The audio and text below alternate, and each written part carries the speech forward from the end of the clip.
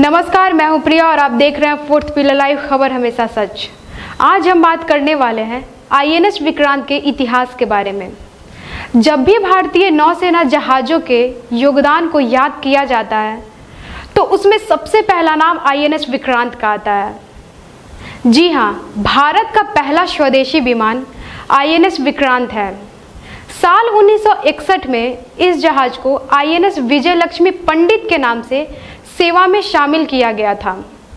फिर कुछ दिनों बाद इस जहाज का नाम आईएनएस विक्रांत रख दिया गया, जिसका संस्कृत में मतलब अपराजय और साहसी होता है।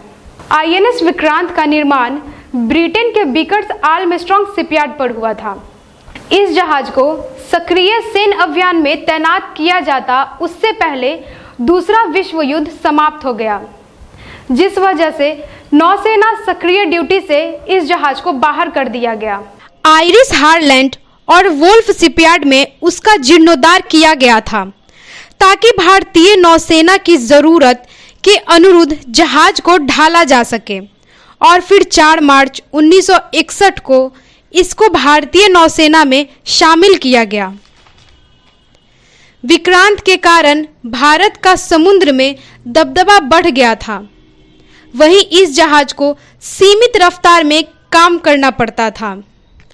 1971 में भारत पाक युद्ध में इस विमान के कारण पाकिस्तान के पसीने छूट गए थे।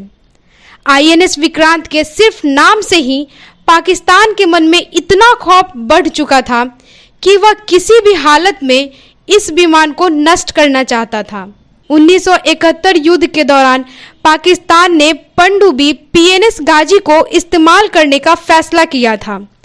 वहीं भारतीय नौसेना ने पाकिस्तान को चकमा देने के लिए आईएनएस राजपूत को आईएनएस विक्रांत बनाकर पेश किया था। जब पाकिस्तानी पनडुब्बी गाजी ने आईएनएस राजपूत पर विक्रांत समझकर हमला किया तो आईएनएस राजपूत ने गाजी को तबाह कर दिया था। युद्ध के बाद आईएनएस विक्रांत को मरम्मत करने जहाज का जीर्णोद्धार किया गया।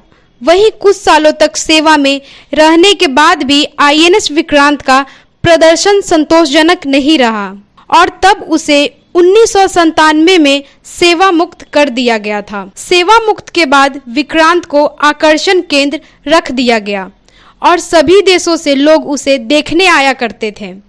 कुछ समय बाद भारत सरकार ने इस विमान को तैरते हुए संग्रहालय में बदलने का फैसला किया था। तभी के समय में यह जहाज मुंबई में गेटवे ऑफ इंडिया के पास है। अब इसका नाम बदलकर आईएनएस विक्रांत कर दिया गया है। विक्रांत का पूरा नाम इंडियन म्यूजियम शिप है। आईएनएस विक्रांत 25 नॉट्स यानी 25 समुद्री मील प्रति घंटे की रफ्तार से चलता था।